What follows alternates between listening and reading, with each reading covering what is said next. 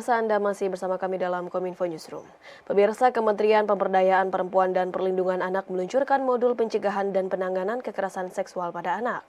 Modul tersebut merupakan hasil riset dari pengetahuan dan keterampilan orang tua, pengasuh, dan anak dalam pencegahan dan penanganan kekerasan seksual pada anak.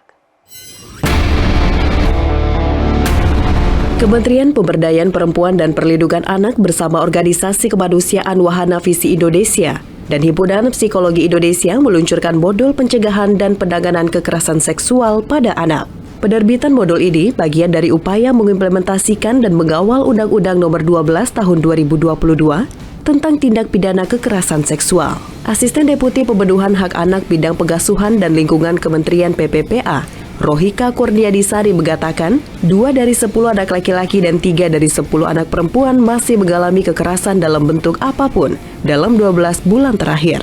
Survei juga menyebutkan 3 anak dari 10 anak laki-laki maupun 4 anak dari 10 anak perempuan mengalami kekerasan dalam bentuk apapun sepanjang hidup mereka. Hal ini tentu hal yang menyedihkan bagi kita semua.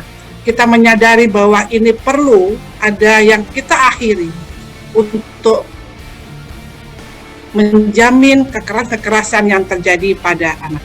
Saat ini, terima kasih 3 kolaborasi yang luar biasa, Kementerian Pemberdayaan Perempuan dan Perlindungan Anak, dalam hal ini dari Kedeputian Pemenuhan Hak Anak, dan juga bersama Wahana Visi Indonesia, dan juga HIMSI, akan melakukan launching bersama, yaitu peluncuran hasil riset dan modul untuk anak dan orang tua dalam pencegahan dan penanganan kekerasan seksual pada anak.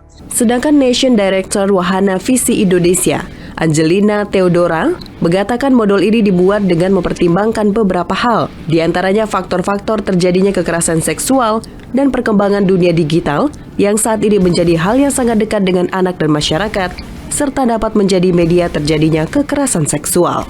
Wahana Visi Indonesia, Kemen PPA, dan HIPSI telah melakukan riset yang mendalam terkait dengan pengetahuan dan keterampilan orang tua, pengasuh, dan anak dalam pencegahan dan penanganan kekerasan seksual pada anak. Hasil riset ini selanjutnya menjadi dasar bagi pembuatan modul yang ditujukan untuk orang tua dan anak.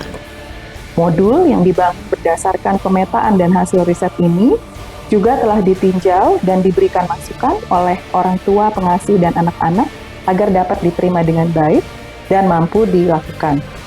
Modul ini juga menjadi turunan implementasi Perpres Nomor 25 Tahun 2021 tentang kebijakan Kabupaten Kota Layak Anak dan akan berkontribusi dalam pemenuhan hak anak dan perlindungan anak ini menuju Indonesia Layak Anak 2030. Kementerian Kesehatan meluncurkan program pemberian makanan tambahan berbahan pangan lokal untuk percepatan perbaikan gizi ibu dan balita. Peluncuran program ini diharapkan dapat meningkatkan penanggulangan stunting termasuk upaya perbaikan gizi ibu dan balita.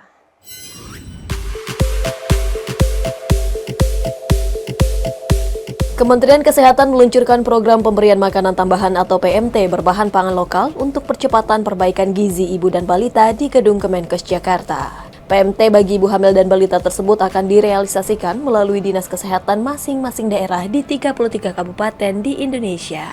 Direktur Jenderal Kesehatan Masyarakat Kementerian Kesehatan Maria Endang Sumiwi dalam sambutannya menyebut, PMT berbahan pangan lokal merupakan bagian dari upaya pemerintah untuk menekan angka kasus stunting atau gagal tumbuh yang disebabkan kurang gizi kronis pada anak dan angka kasus wasting atau kondisi anak yang berat badannya menurun seiring waktu yang masih di angka 7,7%. Dengan mengarahkan program pada anak-anak yang mengalami wasting, target stunting dapat dicegah sehingga angkanya dapat menurun. Peluncuran program PMT berbahan pangan lokal juga dimaksudkan untuk mendorong keterlibatan berbagai pihak di tingkat kabupaten kota dalam upaya penanggulangan stunting termasuk upaya perbaikan gizi ibu dan balita. Acara pada hari ini diharapkan menjadi momentum untuk percepatan perbaikan gizi pada ibu hamil dan balita di seluruh Indonesia sehingga kita bisa menurunkan stunting dan wasting di masa yang akan datang. Menteri Pendidikan, Kebudayaan, Riset, dan Teknologi Nadiem Makarim akan menerapkan terobosan baru mulai tahun 2024. Terobosan ini mengenai rekrutmen guru pegawai pemerintah dengan perjanjian kerja melalui sistem marketplace.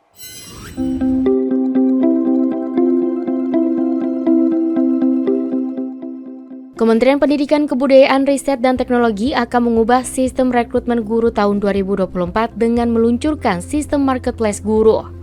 Rencana terobosan baru ini disampaikan Menteri Pendidikan, Kebudayaan, Riset, dan Teknologi Nadiem Anwar Makarim dalam rapat kerja bersama Komisi 9 DPR RI yang dihadiri oleh Kementerian Pendayagunaan Aparatur Negara dan Kementerian Keuangan.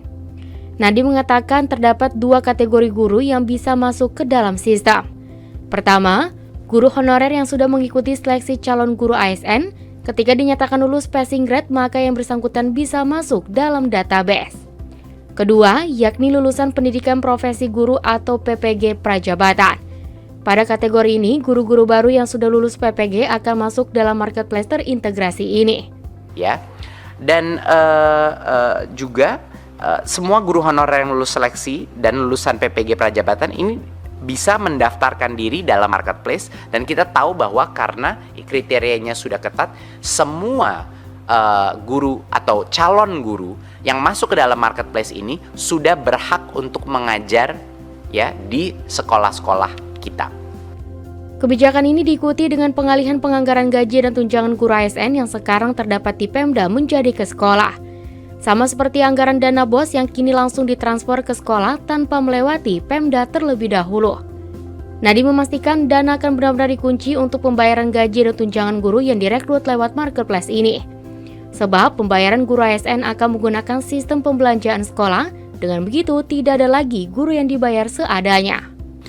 Nah, dan kalau seorang calon guru tadi, misalnya guru yang lolos passing grade, ya sudah direkrut oleh sekolah, confirm, maka otomatis dia akan diangkat sebagai ASN, otomatis menjadi P3K, ya.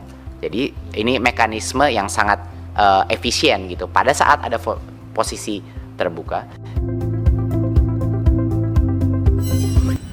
Waspada modus penipuan tagihan pajak palsu. Penipuan ini dilakukan di berbagai saluran komunikasi seperti email, chat WhatsApp, telepon, hingga SMS. Dirjen Pajak mengimbau masyarakat agar berhati-hati terhadap email atau laman yang menggunakan domain selain dari pajak.go.id. Modus penipuan siber mengatasnamakan Direktorat Jenderal Pajak Kementerian Keuangan kembali marak di Indonesia beberapa hari terakhir. Penipuan ini dilakukan di berbagai saluran komunikasi seperti email, chat WhatsApp, telepon, hingga SMS. Terkait hal tersebut, Direktur Jenderal Pajak Suryo Utomo mengimbau masyarakat agar berhati-hati terhadap email atau laman yang menggunakan domain selain pajak.go.id.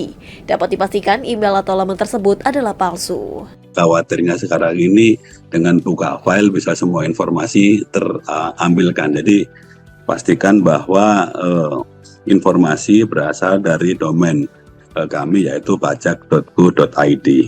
Kemudian yang kedua, saya juga menghimbau apabila menemukan atau mendapatkan informasi seperti itu bisa kontak ke Klik Pajak kami di 1500 200 atau mungkin Bapak dan Ibu sekalian, teman-teman wartawan atau masyarakat wajib pajak bisa komunikasi dengan kantor pelayanan pajak terdekat. Apakah betul informasi yang didapatkan terkait dengan kekhawatiran informasi itu tidak benar. Pihaknya juga telah melakukan komunikasi dengan Kementerian Komunikasi dan Informatika untuk memblokir pesan-pesan ataupun tautan yang dibuat oleh penipu.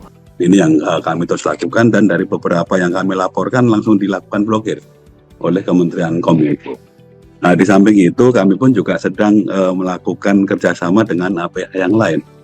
Jadi dengan kepolisian kami mencoba melakukan kerjasama, kami coba laporkan kira-kira ada kemungkinan bahwa akun itu merupakan akun yang menyesatkan, menipu, dan segala macam. Dengan Barreskrim kami mencoba untuk bekerja sama menangani akun-akun seperti itu. Sebagai informasi, Ditjen Pajak juga mengingatkan agar masyarakat melakukan pengecekan terhadap website yang tercantum. Masyarakat dapat mengkonfirmasi dan menghubungi melalui @kring_pajak 1500200 atau ke email informasi@pajak.go.id.